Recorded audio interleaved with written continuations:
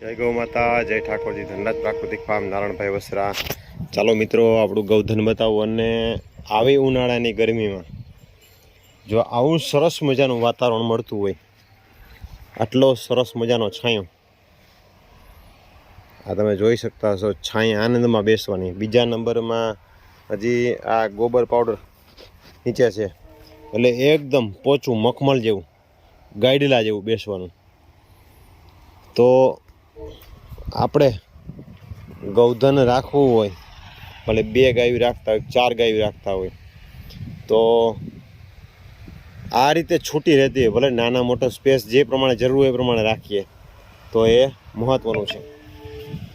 અને જો આ રીતે ગોબર આવતું હોય આપણી ગાયનું, તો એક વસ્તુ નક્કી કરી લેવાની કે એની ડાયજેશન સિસ્ટમ એકદમ કમ્પ્લીટ છે. કેમ કે ટોટલી આમાં આમ જોવું તો આમ ફિગર દેખાય. આમ જોવો ને, આમ સરસ મજાના ફિગર દેખાય. હાથમાં ક્યાંય ચોઈટું નથી ક્યાંય.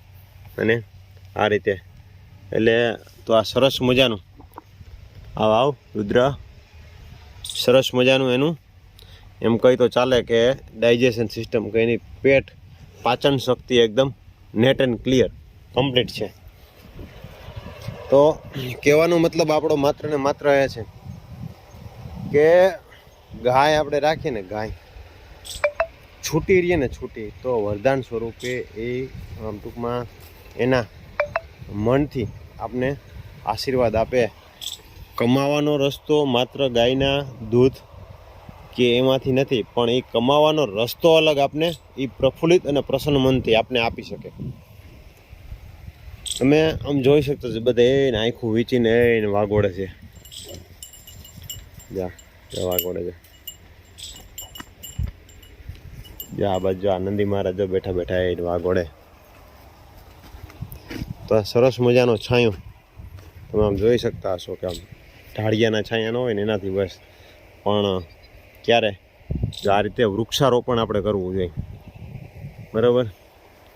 તો આ વૃક્ષારોપણને કારણે જ છાંયો થાય. બીજા નંબરમાં જો આપણે રાવણામાં સરસ મજાનો ફાલ આવી ગયો છે, લૂમેન ઝૂમે એમ કહી તો પણ ચાલે. પણ એ ક્યારે વાયવા હોય તો આવે, નહીંતર ન આવે. આ તૂટી ગયેલી દાળીમાં ફાલ છે ને, અસંખ્ય મધમાખી ફલિનીકરણ કરવા માટે થઈને એમાં ફરે છે.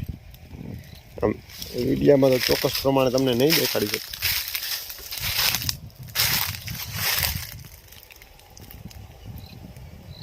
આ ફાલ એટલો બધો છે, પુષ્કળ પ્રમાણમાં મધમાખી છે, પુષ્કળ ફાલ છે. આ તૂટી ગયેલી દાળી છે, તેમ છતાં એમાં ફાલ છે. એટલે આ રીતે સરસ મજાના આપણે રાવણા ઘણા બધા ઝાડવાનું બધું વાવેલું છે. અને આ આપણો સેવિંગ ટાઈમનો બગીચો છે. જ્યારે જરૂર હોય ત્યારે ઝાડવા વાવવા બેસીએ ત્યારે થતા વાર લાગે, અને અત્યારે ઉજેરીને રાખ્યા હોય તો એ સમયે ત્યારે સરસ મજાના ઘટાદાર વૃક્ષો થઈ ગયા હોય તો આપણે એનો આનંદ માણી શકીએ. તો ખાસ કહેવાનો મિત્ર એ કે વૃક્ષારોપણ ખાસ કરવું. કેમ કે પ્રકૃતિ છે, માત્ર ને માત્ર આપણે પ્રકૃતિ પાસેથી લીધા રાખશું તો પ્રકૃતિને આપશે કોણ? એટલે પ્રકૃતિનું જતન કરવા માટે વૃક્ષારોપણ કરવું. અને જો પવન અને સૂર્યની ગરમી જો કોઈ રોકી શકતું હોય તો માત્ર અને માત્ર વૃક્ષ જ રોકી શકે. માણસની કોઈની તાકાત કે હેસિયત નથી કે પવનની ગતિ અને સૂર્યની અગ્નિ કોઈ પણ રોકી શકે. કેમ કે આ વૃક્ષો નીચે અમે ઊભા છીએ. જો આ પાછળ ઓલી બાજુ શેડે છે, ત્યાં કેમ નથી જતા? પણ આ વૃક્ષો છે ને, આ વૃક્ષોની નીચે સૂર્યની જે ટેમ્પરેચર છે એ કપાય અને નીચે શીતળ છાંયો આવે છે. એના કારણે થઈને એ માતાજીને બેસવાની એવી મજા આવે, એવી મજા આવે. તે બપોરે અહીંયા જ બેઠી હોય, કેમ કે એક તો ખુલ્લી હવા આવે અને આ શીતળ છાયાના હિસાબે એકદમ એટલી મજા આવે, જેથી કરીને એને બેસવાની એવી મજા આવે એની વાત જવા દો.